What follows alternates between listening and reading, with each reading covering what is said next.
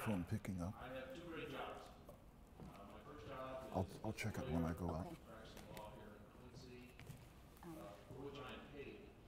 My second job is as chair of Transitions Foundation, and for being chair, I am an unpaid volunteer.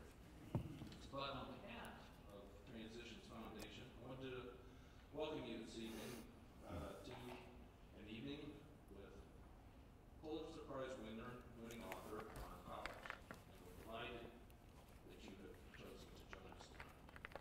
Before I introduce our speaker, I'd like to tell you a bit about Transitions Foundation. The foundation was formed in 2001.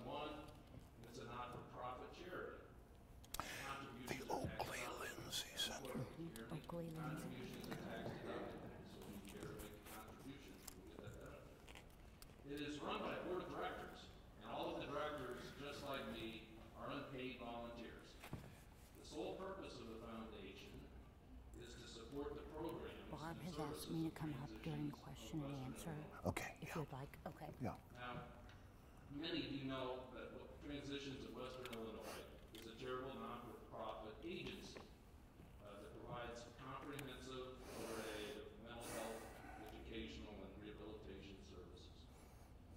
The agency serves people who have developmental disability or mental illness or both, as well as people who are having emotional adjustment problems. And here's the really important part from my perspective. Transition's mission is to provide human services that inspire growth and empower people of all abilities to live a full and meaningful life. Transitions was formed in 1955, so it's been around for 64 years. It's serving the Adams County area. Annually, it serves almost 8,500 residents. I have several people to thank for their involvement in our event this evening. First, I need to thank our sponsors. Thank you to our media sponsors, WGEM and the Quincy Herald-Whig. Thank you to our corporate sponsors, the Lessing Hospital System and Nappi Manufacturing, for sponsoring this event. Now, we deeply appreciate your support by being here tonight. I'd also like to thank the advisory group who helped us plan this program. Thank you, Mary Winters, Cindy Drieselman, Jessica Peters, Tony Park, and Jennifer Harvey. At this time, I would ask that you silence your cell phones so that we can enjoy our speaker's remarks without interruptions. So if you take care of that, that'd be great. About our speaker, Ron Powers is a Pulitzer Prize winning journalist, an Emmy-winning TV commentator, a novelist, and a nonfiction writer. Am I poofing? Am I okay? He's a hometown boy who was raised in Hamilton, just down the river. Mr. Powers is the co-author of Flags of Our Fathers, True Compass, both #1 New York Times hardcover nonfiction bestsellers. His biography of Mark Twain, A Life, was also a New York Times bestseller and a finalist for the 2005 National Book Critics Circle Award. He received a Pulitzer Prize for his critical writing about television for the Chicago Sun-Times in 1972. And in 1985, he was presented an Emmy Award for his commentaries on CBS News Sunday Morning with Charles Perrault. In 2017, Mr. Powers published No One Cares About Crazy People, The Chaos and Heartbreak of Mental Health in America. The book details the ravages of schizophrenia, which struck both his sons and triggered the suicide of his youngest son, Kevin, in 2005. No One Cares About Crazy People offers a robust critique of the mental health care system in our country. As the New York Times reviewer wrote, no doubt if everyone were to read this book, the world would change. This evening, Mr. Powers will speak about his sons and coping with the ravages of mental illness and family tragedy. Please join me in welcoming Ron Powers.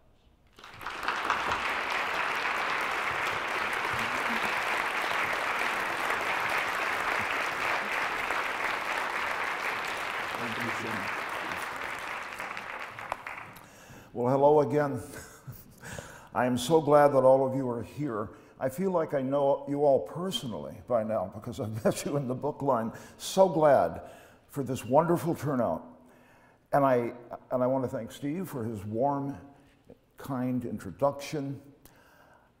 I want to thank, or certainly acknowledge, the magnificent Oakley Lindsay Center for opening its doors to this event. What a jewel you guys have out here on the prairie. I'd like to come and live here and go to everything you put on. It's magnificent. I want to salute a pair of inspirational, dynamic women who I've gotten to know recently, Barbara Baker Chapin and Tony Hatton Park of Transitions of Western Illinois. They are the ones who invited me back home, and I'm so grateful to them. But they are treasures of this community along with the center. It's amazing how much good they have done and encouraged from all of you. They are treasures of the community, and they are great warriors in the ongoing struggle to overcome this terrible, ravaging disease and to restore humanity and hope to the victims, to the mentally ill among us. It is, to my mind, one of the most important social projects of our time, and I'm happy to be in their company for that. Barb and Tracy, will you please stand? I think they're backstage making coffee.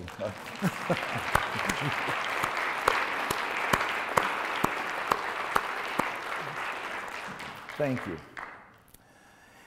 In the several years since I lost my son Kevin and since Dean was afflicted, and especially since the year 2017 when No One Cares came out, I have given lots of talks around the country about this topic of severe mental illness and the systems of reclamation that we have allowed, sadly, to diminish and deteriorate in our country. And I'm talking about an appalling landscape of wreckage.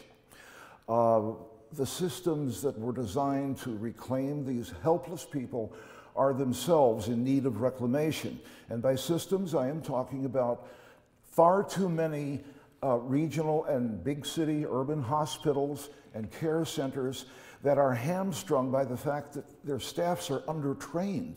They don't understand and don't know how to help the patients who come through their doors.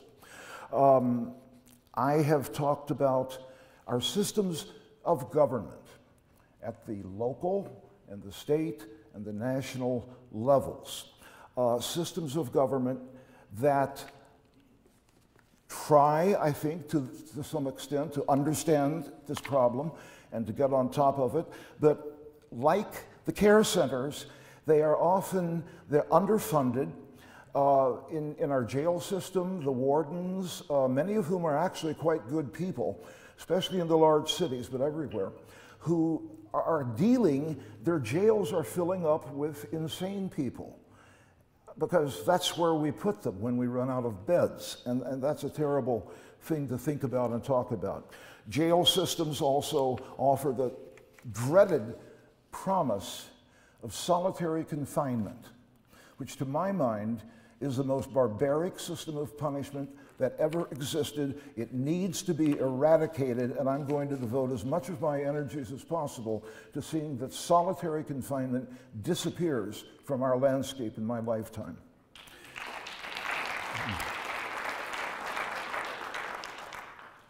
But I'm not going to talk about that tonight. Tonight is going to be different. Tonight I am going to talk about on a topic that I rarely mention, and that is my family. What happened to the Powers family and what the aftermath has been for us. I rarely touch on this intimate topic when I'm out on the lecture circuit, and it's not exactly because I find it hard to talk about my beloved sons, Dean and the late Kevin, my wife Anna Ray, although I do find it hard. The reason I've held back on my family's misfortunes is that I believe that the public story of mental illness is far more important and more urgent for us to grapple with than my private area. So my talks have been calls to action. They have been calls, in essence, to form groups like Transitions, to find an agency that is reaching out to this disenfranchised subpopulation and get them help. And really, and to talk about case histories that are even worse in their way than what happened to my family. Kids who have been put in prison because they did something mildly wrong that they didn't control because they were hallucinating, disappearing with a young girl for a few hours. And nothing sexual was ever proven in this particular case, but they thought it might have happened, and this young man is now at about age 20, languishing in a federal prison in Michigan. That is atrocious. We can't let this kind of thing go on. That's been my agenda. So calls to action is what I've been about, to remedy this generally barbaric system. And I'll leave it at that for now, because as I say, tonight will be different. It will be about what happened to us, what happened to the Powers family. The reason it will be different, the reason I've chosen this to talk about, involves a wonderful editor who may be here. I haven't seen him yet tonight. I hope he is. His name is Dale Smith.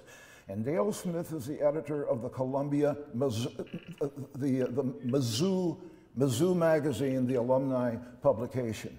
Dale Smith got in touch with me out of the blue several months ago by email and asked me if I would consider writing an essay about the Powers family. I would have recoiled from that and said there are more important things to talk about, but something in that email, something in his words, made me realize that I was dealing with a genuinely empathetic and very intelligent editor. And I've written enough books to know that good editors are hard to find, and they are to be treasured and cherished. I wrote back and said, yes, Mr. Smith, I will do this. And that began a wonderful process of collaboration and encouragement, and the dignity that this editor conferred on what I wrote that has now, as of this week, been published in the spring issue of Mizzou magazine. Dale, are you here? Yes, sir. Will you please stand up?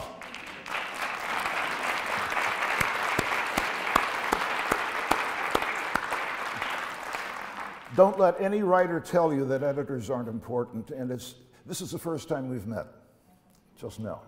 So I'm going to read you the essay that we worked on. It's called Forever Young. I remember the moment that I promised myself I would never father a child. That moment happened 55 years ago. I know how Marco Rubio felt that night. He still mussed it up, though. That moment, as I say, happened 55 years ago. Yet I can still turn my eyes from whatever I am looking at and call it up with lapidary precision.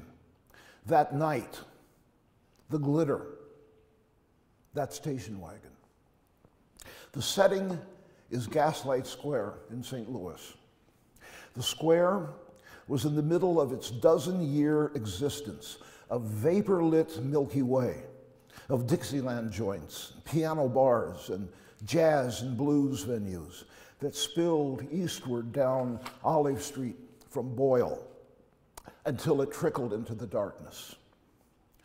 The nighttime walks on both sides of Olive were thronged with kids in bouffants or Vietnam-ready crew cuts, the hip, the groovy, the young, the forever young. I was feeling kind of hip and groovy myself on that spring night in 1964. A year out of the University of Missouri, I had landed a cool gig, sports writer for the St. Louis Post-Dispatch. And here I was on the square with a bunch of college buddies. We were standing out in front of a hot pastrami mecca, Jack Carl's 2-cent plane.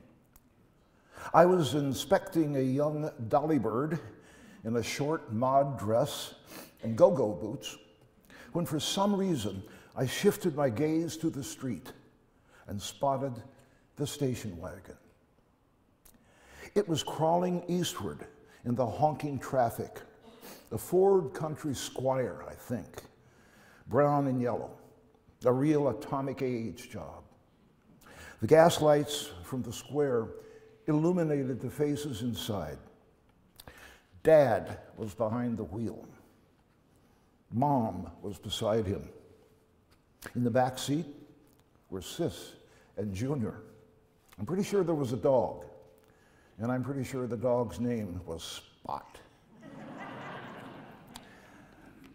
The rage that boiled up inside me made my world go red around me. I must have registered it somehow. My friends shot me glances. I said nothing to them. How would I have explained it? And we made our way inside Carl's. But I knew exactly where the rage came from. It came from my sense of an invasion, one that threatened my identity. My world of the forever young had been breached, been violated by this family and its goddamn station wagon. They represented everything I loathed and feared about what my future might bring.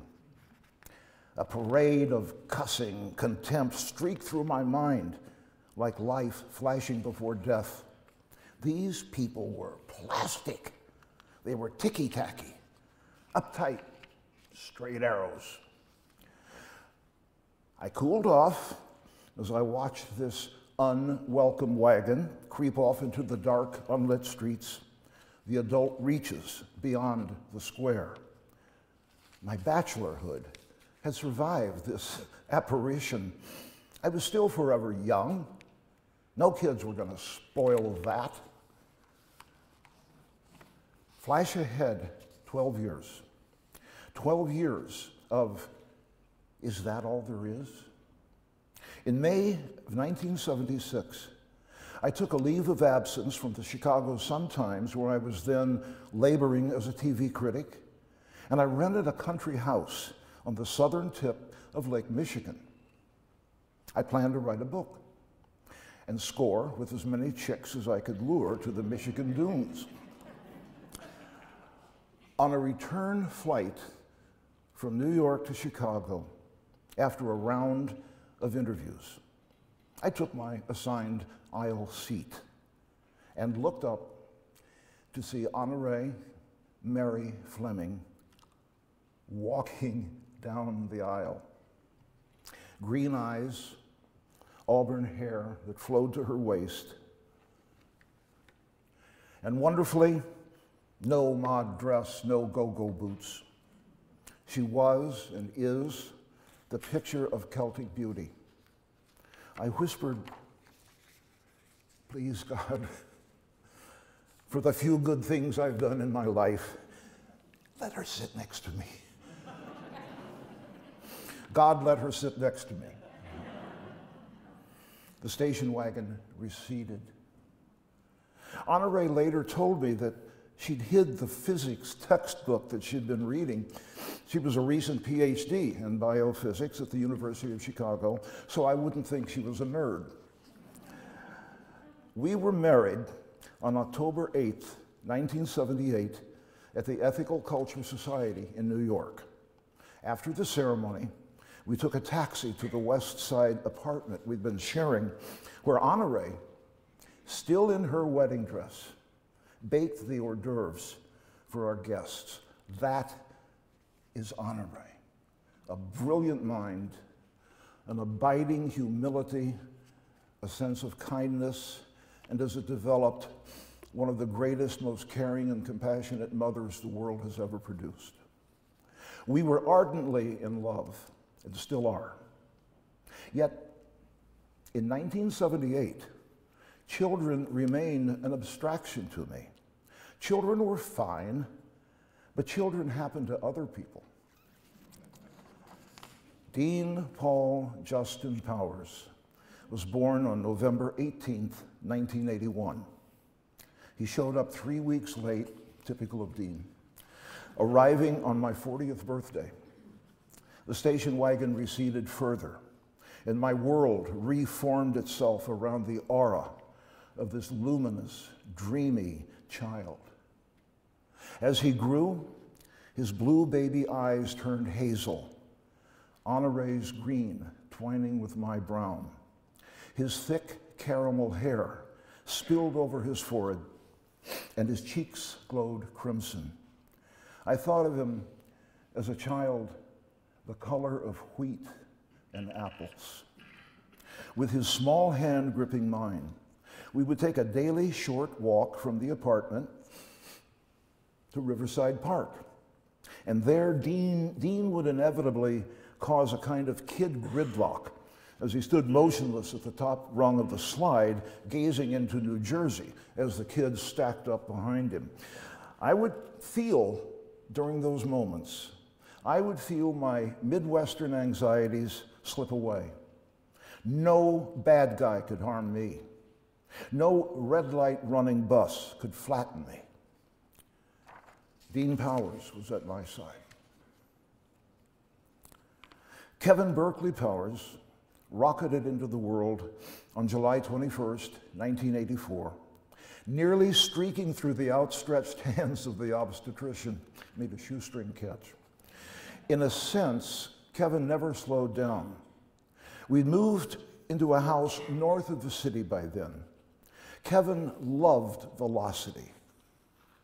High arcs on the backyard swing, tearing around the downhill curve, full tilt on his plastic mobile bulldozer. His yellow curls flowing out behind him. And years later, skiing at breakneck speed down the Vermont slopes with his graceful brother. One summer day, in his first year, as he sat watching his mom from his high chair in the kitchen, Honore hummed the musical scales. Kevin shrieked. Honore hummed the scales again. Another shriek of delight. Again, another shriek. Musical genius was roiling in Kevin, searching for a way out. Schizophrenia is rare. It strikes between 1.5 and 4% of the world population, yet it is far from benign, far from just another form of mental illness. It is not a product of depression or alienation or alcoholism or any other complaint of the worried well, to borrow Freud's term. It is a disease not of the metaphorical mind, but of the physical brain. Its victims are usually adolescents in the final dangerous phase of the brain cells reformation, flawed carriers of a rare, let me get this right because it's so important. Victims are adolescents, final stages of the cells, the brain's reformation, and the cells that are coming in can sometimes, rarely, carry a rare cluster of inherited flawed genes stimulated to destructive action in the brain by an overflow of normally protective chemicals such as serotonin or dopamine. This overflow can be the result of, quote, environmental upheavals, such as severe stress. The resulting brain destruction can be largely stabilized by accurately prescribed medication. It cannot be cured. Some neuroscientists, including Nancy Coover Andreasen at the University of Iowa, have established a high correlation exists between creativity and madness. Writers show a significant tendency to schizophrenia, and musicians. Honoré and I were clueless and heedless as anyone about this disease. Schizophrenia happened to other people. Our family embarked upon a hegira of happiness that lasted for 20 years. We departed New York for Middlebury, Vermont, where I taught each summer at the Breadloaf Writers Conference. Honoré and I received appointments at Middlebury College, she in the science department and I in creative writing. Dean and Kevin floated in Arcadia. The seasons enveloped our small town in their New England rhythms. Football and foliage in the fall, neighborhood caroling at Christmas, the big community bonfire and ice skating and hot chocolate on New Year's Eve, the festival on the green in the summer, swim team. Dean's relay team set a state record with rangy Dean swimming backstroke, and community theater, and the Breadloaf Conference in August, held on its manicured 19th century Mountain Meadow campus. Our family, while I was on the faculty, was assigned Robert Frost's clapboard southern summer cabin where my sons fell asleep to the organ stop howling of coyotes from the nearby forest. I remember the first time we crossed the threshold of the Frost cabin, a nice little, elegant, not elegant, but upright New England frame cottage. Suddenly we were there. We were in Robert Frost country. We had stopped along the way. We'd driven up from New York, and we'd stopped along the way to get some pizzas. And here we were crossing into the Frost cabin with pizzas. So I thought maybe some commemorative words were in order. So I said, "Whose woods these are? I think I know. Large sausage, onion, cheese to go." Kevin had talked his way into guitar lessons at age 5. And within a year, his college guy instructor confessed he had nothing more to teach our son.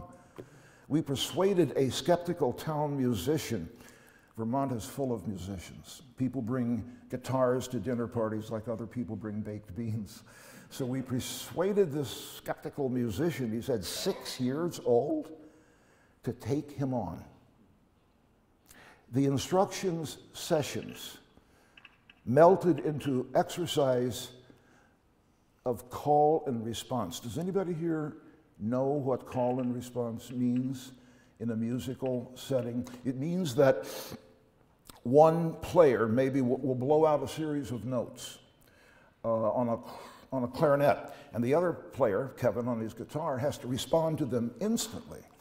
So the first guy goes up the stairs of difficulty and rapidity, and the student has to follow him.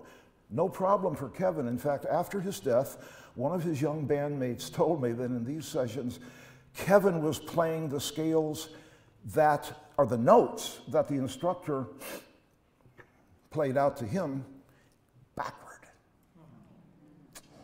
He was pretty good. The instructions from call and response then melted into thrilling guitar duets, which melted into wondrous improvisational guitar concerts. Sadly confined within Michael Korn, the teacher, his tatty little studio down an alley from the town bagel bakery. These concerts had an audience of one, me, sprawled and enraptured on the linty carpet. At 14, Kevin won the Downbeat magazine competition, the Student Music Award, in 2 categories, jazz and rock. And then Dean, after years of looking on with interest, now demanded his own instruction. Dean would never quite catch up to Kevin's musicianship. Few people could. But he unveiled a genius for lyrical songwriting. The image of the two of them, jamming at some festival or open mic, their heads bent over their instruments, knees touching, shoes crossed, nodding subtle signals to one another, grinning sheepishly at the applause. This image has become part of my DNA. This was hardly the life I had worried about inside that long-ago station wagon crawling along Gaslight Square. Had something in my own brain, perhaps host to that rare yet unactivated cocktail, been trying to warn me not to go there? We sent our sunny younger son off to the Interlochen Arts Academy in 1999. In that same year, Dean enrolled for a postgraduate year at the Gould Academy in Maine before embarking on his collegiate years. I drove Kevin across Canada and south along Michigan to the beautiful campus, the Interlochen campus. Kevin arrived full of anxiety about how to talk to girls. He graduated 3 years later under this benediction from his guitar teacher. Kevin is the most talented musician I have encountered in my years at Interlochen. Now, from our Vermont vantage point, 900 miles away, it was impossible for Honoré and me to notice, and certainly not to analyze, our son's growing mood swings, expressed in emails and telephone calls. Had we witnessed them in person, we probably would have interpreted them as the normal turmoils of an adolescent. We would have been wrong. It was at the Berklee School of Music in Boston, later in the fall, that Kevin came apart. A phone call to our Middlebury home one pre-dawn morning. "Mom, Dad, I'm going to Russia." His guitar instructor, he told us, had invited him on a tour with a jazz combo. We innocently gushed congratulations, not picking up on the strain in his voice, until we realized that Kevin was no longer on the line. We tracked him down at a hospital in Syracuse. He boarded a Greyhound in Boston, a Greyhound bus, after his call, intending to cross the country to Los Angeles and get a job as a rock star.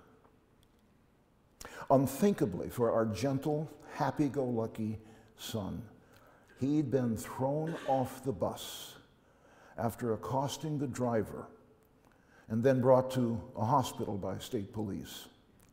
We brought him home halfway across the continent, sedated. The 3 years that followed remain emotionally difficult for me to recount in detail. Was this a bad reaction to a drug trip? Nothing that hopeful. Bipolar disorder. That was the initial diagnosis. A summer of recuperation at our house, then back to Berklee.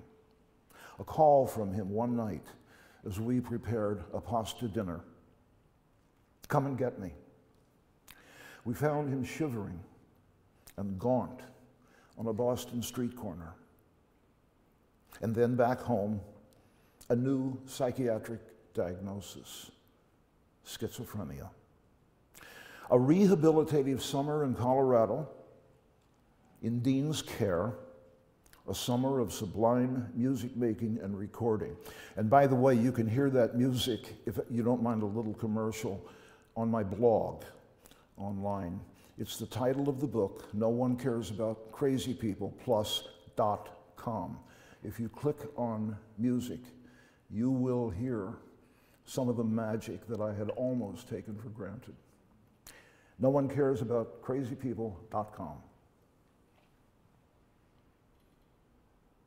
Then a big mistake. Kevin pleaded to stay on in Boulder by himself when Dean came home for Thanksgiving. Honore telephoned him a recipe for roasting a turkey, a fact that still breaks my heart. Dean returned to their apartment in Colorado Springs after 3 days at home and found his brother slumped and gazing at what Kevin said was a large blue musical note suspended in midair. He had stopped taking his prescribed medication, as teenage boys are incredibly wont to do. So back to Middlebury, Kevin lived with us, still sleeping with his socks on and in the company of his cat, a large orange Maine coon named Spiky. He took classes at nearby Castleton College, where Honore was by then Dean of Education. He played the best jazz guitar of his life, the last year of his life, in a talented combo led by the college's music instructor. They played at Vermont bars and jazz clubs and places where, if you looked, there was the band on the stage playing their hearts out, and at the bar was a row of butt décolletage. Good old boys sat there and drank their beers and watched the NFL football game. So he was playing brilliantly. He hadn't yet been recognized by the world. By then, a great amount of Kevin's personality had deserted him. Normally a joyful chatterbox, he was now mute at home, staring, pardon me. I'm so old, my fingerprints have deserted me. Staring at something the rest of us could not see. The sounds from him were mainly giggles. He was listening to the voices in his head. Honore and I were ravaged by the realization of our own powerlessness. There was nothing we could do except shepherd our beautiful son and shepherd our beautiful son. We were in a small Vermont town. We were naive ourselves about what this all meant. And I guess I could say that we let too much time get away from us. Honore and I did know by that time that medications were the only hope for stabilizing people in Kevin's condition. We did our homework and we learned hang on. Yeah, there was nothing we could do. Shepherd our beautiful son. And then came July 15th, 2005, a week before his 21st birthday. Kevin had informed us a few weeks earlier that he had gone off his meds and would not resume them. He was fine. We pleaded. He remained stubborn. This resistance, as I think many of you here tonight know, this resistance is tragically common in schizophrenia sufferers. It has a name, anosognosia, a Greek term for lack of insight. It's like the disease comes along and says, oh, this isn't punishing enough? Have a dose of anosognosia, meaning you will resist anything that can cure you. It afflicts, I've been told, about 50% of sufferers. Certainly did Kevin. Honore and I, as I say, we knew well that medications were the only hope. We understood the consequences of anosognosia, but we could not make Kevin understand. Kevin was fine. Friday, July 15th, was a recycling day. On my second early morning trip through the basement, with a vinyl bag in either hand, I grew aware of a presence behind my right shoulder. I turned and saw Kevin. His head was bowed. His yellow hair was illuminated by a light from a dirty window. The bowed head That was his trademark guitar playing posture. But Kevin was not playing the guitar. We cremated our son a week later. Now, it seems unfair to Dean to conclude my family story with only a brief summation of his own ordeals with schizophrenia. And believe me, it's a rich story. And he wrote some things that would move you terribly. But Dean himself is a private soul like his mother, and he kind of prefers it this way. Dean was struck a few years after Kevin's suicide. They were very close. The loss of his brother had been just one source of the stresses he had suffered in his adolescence. The dark years commenced again in our family, years that included Dean's own suicide attempts. This time, though, we were all spared the worst. The psychiatrist who rescued Dean understood the menace of anosognosia, and he had some strategies for dealing with it. For one thing, and this is very important, I really think it's something that hasn't been recommended enough to families who have children in the throes. This psychiatrist derived a strategy to help our son surmount the resistance to medications. Instead of oral medications, which are so easy to hide instead of swallow, he assigned Dean to a monthly injection of a drug called Haldol. This made Dean directly accountable to a clinician. The doctor warned our son that if he missed appointments, he would end up in a hospital bed for an indefinite period. Dean loathes hospitals, even more than he loathes needles. His treatment has worked for 5 years, and his re-entry into the light is a blessing in our lives. He lives with us. Good to have her around the house. The three of us now form a small, loving universe in a house on a hillside above Castleton, Vermont. We gather each evening on our front deck, or if it's cold, in the living room, to celebrate a period of quiet conversations organized by Dean, who calls it happy hour. It is happy hour. It is indeed a happy hour. Anna Ray has nearly finished writing up the results of her 40-year investigation into cell growth and movement in the human body, with its implications for understanding cancer. I give talks and write blog entries that advocate for dramatic reform of our country's shockingly dilapidated mental health care system.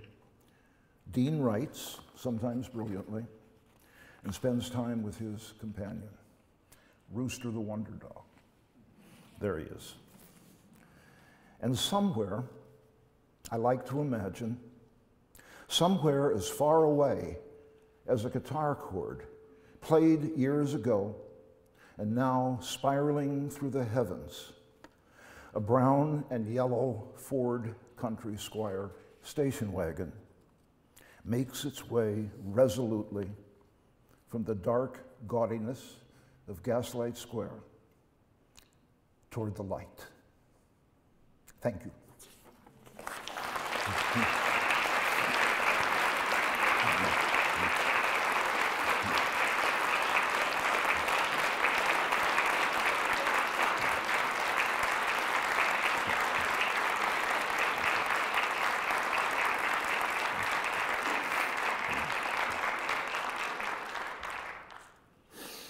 So I believe that it's time to take a few questions from the audience, if you would like. I'd be happy to answer them if I can. I'm a little hard of hearing, so Tony has volunteered to translate, if that needs to be done.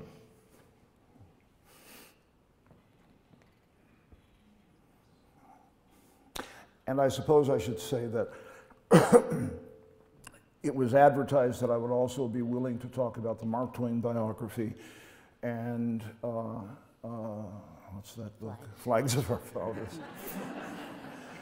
So I'm open to any questions or comments you might have. Can drug use cause... Here comes the microphone.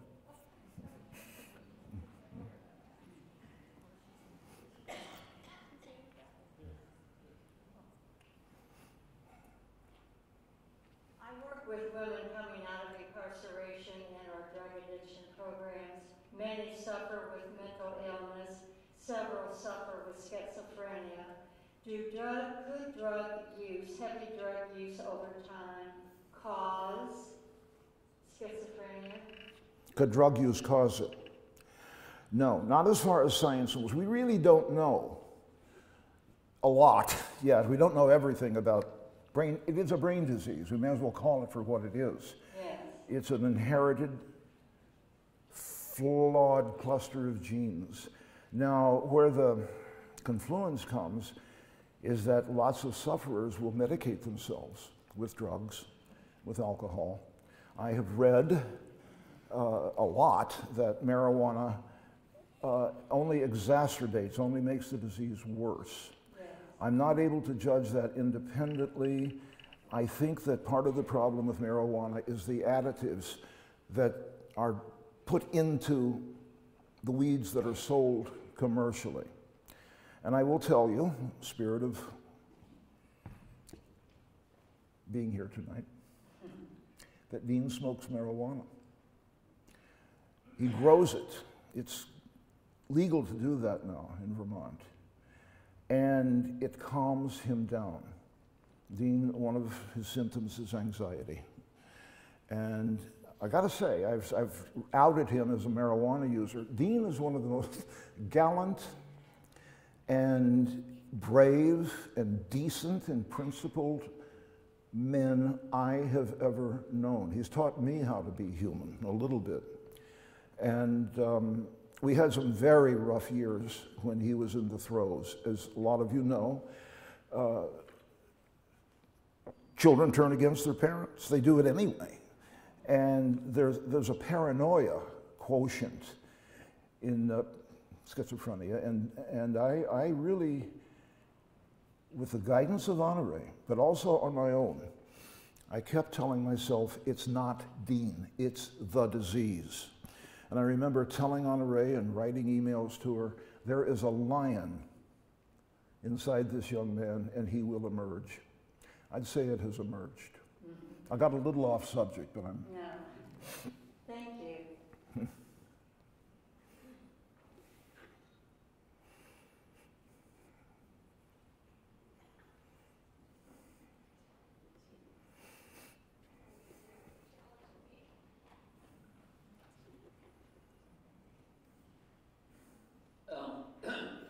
Has the medicine that Dean's taken, has he been able to regain or keep his creativity, or did it affect his creativity having to take that medicine?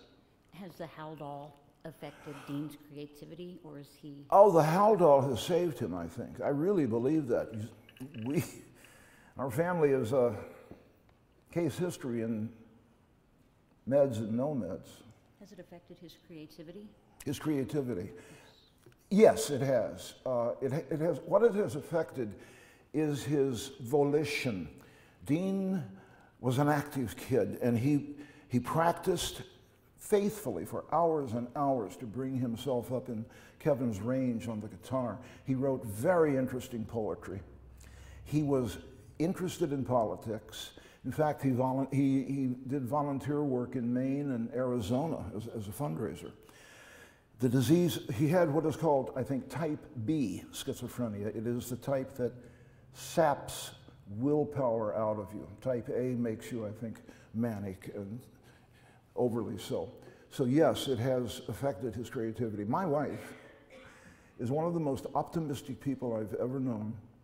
She believes he's coming back, and she believes he will make it back. Who am I to say she's wrong?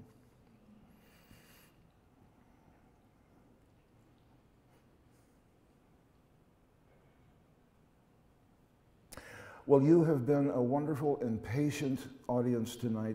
Thank you for the reception. Oh, here's a question. I just want to thank you for giving voice to the experience that families have had who have children that have suffered from schizophrenia. The question I have, a lot of my staff, we met earlier, I'm the director of transitions, a lot of my staff interact every day with families that are going through the same thing you've gone through. What advice would you give them about how they can be more successful helping families with the support they need? Thank you, that's a wonderful question. I think, and a lot of good advocates disagree with me, a lot of very elite mental illness advocates maintain that stigma is overrated and we shouldn't pay much attention to it or worry about it because there are more practical things to worry about. I see stigma, and I see it indirectly as I look at family breakups. It's my experience that the family breakup is more often than not caused by the father withdrawing from the family. The father cannot accept it, what's happened to the child. Father moves away, and the mother is left alone to care for this damaged, beloved individual. And I have to also say that this brings out the lion in women, in mothers.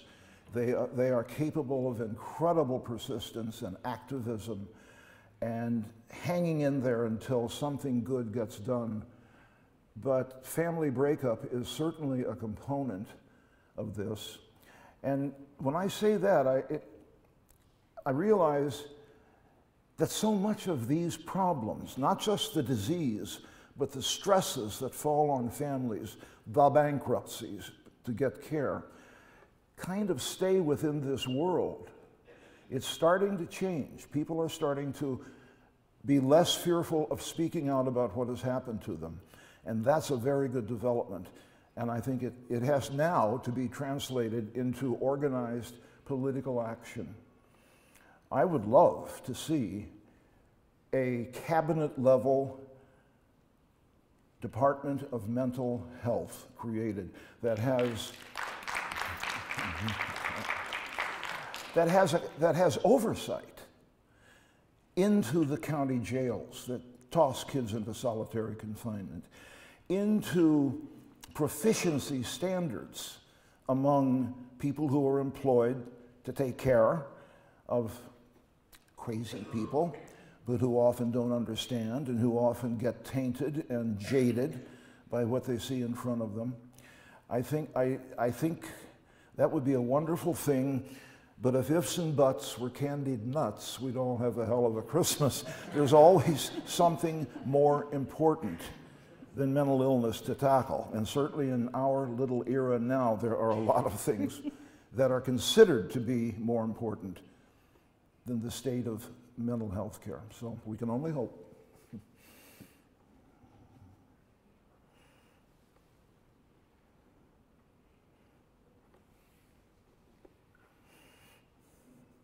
Excuse me, what is your writing meant in your journey to you? What is your writing about this meant to you in your journey? What is my writing method? What has your writing meant in your with this journey? Oh, thank you. Good question. Well, first, when this happened, Honore and I could barely stand upright for about 5 years, and it was Dean and his needs, I think, that kept us functioning. There was never a rift between Honore and me, but there was this kind of listlessness, the sense that nothing is worth doing, and also a feeling of dread. I say in the book that it's like we're standing on a membrane, and that membrane is very thin, and that membrane might rip at any moment and send us plunging down into the abyss. That's a real, honest, actual feeling. Time does its work. I am the grass, let me do my work. Time, it's called healing. I think it's more like adaptation. It's a human thing. So when I decided that I might be willing to write a book like this, I had another set of barriers, and that was I have to go back into this. I have to open those cardboard boxes in our basement and look at the emails and look at the photographs and look at the letters and hear the music that they made. I didn't really want to do that, but now I charted my course. It had become a kind of, I don't want to sound corny, but it had become a sacred duty to do this on behalf of the boys and on behalf of all of those who need understanding. So I did it. I went into the storeroom, brought out the cardboard boxes, and started going through them. And the opposite of what I thought would happen happened. It was like re-entering the magic garden. What came flooding back was the happiness and the excitement and the richness of watching these two develop and going to the music they made. And there was something, if I'm droning on, just get up and leave. But I remember a feeling as I watched Kevin perform in concerts. It had to do with the way he picked up his guitar. The guitar was sort of on his lap or on a stand, and in the next instant, it was in his arms. There was no transition. It was so fluid and so beautiful that that instrument becoming a part of Kevin. I wanted to tell that story, and I did. And so I could go on and on about the writing process, but the thing is, my mind made the essential decision not to shun it, not to avoid it, but to let the beauty of these two kids out into the world. And also, they became the reader's guides, the reader's emissaries from the world of normal people into the world of madness. So we saw them for many pages as normal, endearing, happy kids. And so you feel the pain, I hope, along with them and along with us as it becomes obvious that they're going insane. And so it wasn't all fun to write, but I think it was, in its own way, maybe it was the book I was born to write, unfortunately. Have I cheered you all up yet? I have a question. Okay. As a community, I've worked with a lot of these people, neighbors with these people, friends.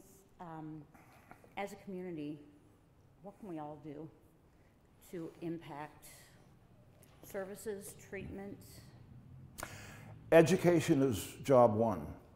The levels of ignorance about schizophrenia in many populations, parts of in Powers family, are not much more sophisticated than they were in the Bedlam years in London. It's not something people want to think about. It is a horrifying topic to think about, and it's horrifying partly because of the myth, the superstition that this person is going to be normal one second and a werewolf the next. And the even larger source of dread is that I might do that. It might happen to me. So the effort needed to get people as literate in serious mental illness, as literate as they are in other things that affect their lives, and we could debate how literate people are about anything these days, but literacy is first and foremost. Activism is second. Activism, hold the jails and the judges accountable at the local level and move on from there. So that's kind of it, I think.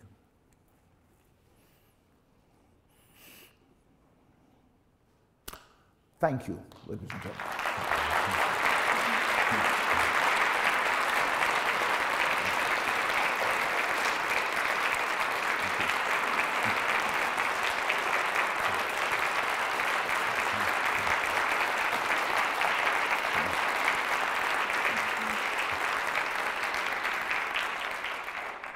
I didn't mean to interrupt the applause there. That was a mistake on me. But thank you for sharing your story. We appreciate it. Thanks to all of you for attending tonight. We appreciate your support. Good night.